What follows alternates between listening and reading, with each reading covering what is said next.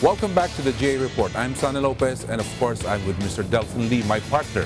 And today, we are going to discuss the corporate social responsibility as a whole, in general. But I would like to, in particular, talk about Globe Asiatic's corporate social responsibility. CSR. Heavy word. Heavy. Oh. Well, in any business that we do, it's when you talk of CSR, it's actually giving back. Giving back to the community what we earn. Okay. A part of what we earn, we blow it back. That's what you call social responsibility. And we've been focusing, well, even when we start a project, we're actually doing this by providing employment, generating employment, giving back to the local community where we're putting up our projects, the chance for these people to earn. Right. Through direct labor, supplies, contracting. So all of these are part of our CSR. Yes. But we have actually decided to focus on one thing. And what is education. that? Education. That's why you would notice in most of our projects, actually in all our projects, we make it a point that we provide a school. School. And not just a school. We make it a free education. Yes. Free, no tuition fee. We in fact give them even the other logistics needed. So this is our way of paying back. Okay, is there a business side to this, Mr. DL? Because from the observation of a lot of realtors here, this is in fact your biggest or most attractive strategy in attracting buyers. You know, honestly, Sonny, it's just by accident. It so happened that this is now our biggest marketing pool.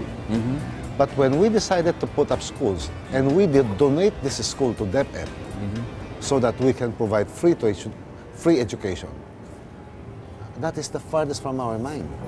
But it so happened that if you look at the common expenses of an ordinary household, yes, education would play one of the big expense factor. So if you remove this, you're actually helping not only the child, right, but the whole family by giving them more purchasing power. But why didn't you just do this as another business? In fact, a lot of my friends were asking me, since you have such a big community, why not put up the school as a business by itself? Right. This could actually be a profit center. That's true, in the business sense, yes. Right. But on the other hand, what have I done? I haven't given any help if that's the case. If I'm going to charge the same tuition fee as other private schools are charging, then what help have I done to my homeowners? Right. In most cases, you in fact subsidize their education. We do. For minimum of 10 years, di ba? Well, we try to pace in the PTA, yes, the Parents Teachers Association, Yes. so that within the span of 5 years, once we're out of the picture, that school would continue to function and continue to maintain that quality of education. Let me explain to you, Sonny. Okay. When we put up our building, the school building, you're looking at 30, 40 classroom school building, costing me anywhere from 40, 50 to 60 million. We donate this school structure, including the land, to the Department of Education. Okay. DepEd provides the school teachers and the principal, all the teaching, the faculty, the staff. On our part, since we know the problem of budget with DepEd, we come up with what are the lacking logistics. Like if DepEd cannot provide textbook for our students, we come in. We supply the shortage. We even give them free uniform for their first year at least. And then we provide them all the modern equipments. How can you run a school now without computers? But are you working with other organizations when you do this? That's another side of it, is that we are not educators. So when I was talking by chance to Gina Lopez, I was telling her, Gina, I plan to donate a school building to DepEd. And then she said, you know, we have our e-media, education through mass media, as part of the function of ABS Foundation. I said, Gina, can you help us out? Then there's that partnership now between ABS Foundation, Globe Asiatic, and DepEd.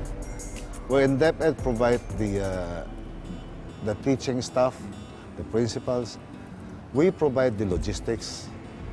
ABS Foundation comes in with also other sponsors, other donors, who now provide other equipments in the form of computers, Yes.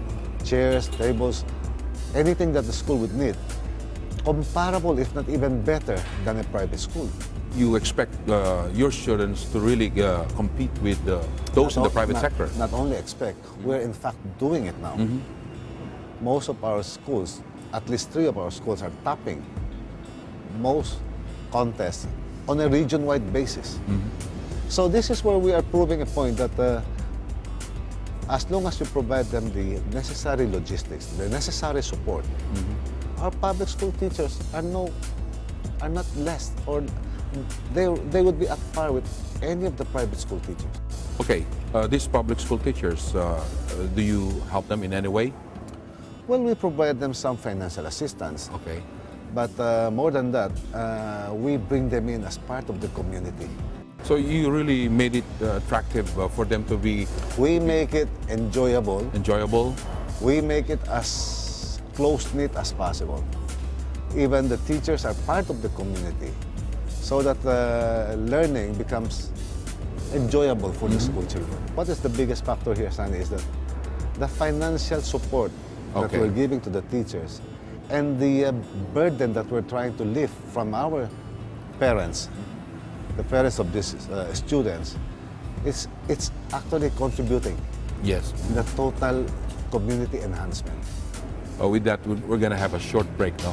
And after the break, I'd like to ask you, the others, if you're able to do this, giving back to the community, yung ibang mga developers, meron kang proposal na sana, if you build this certain number of Yeah. units, We'll discuss that later. okay, you build schools for them. Okay, babalik po kami, mga kaibigan.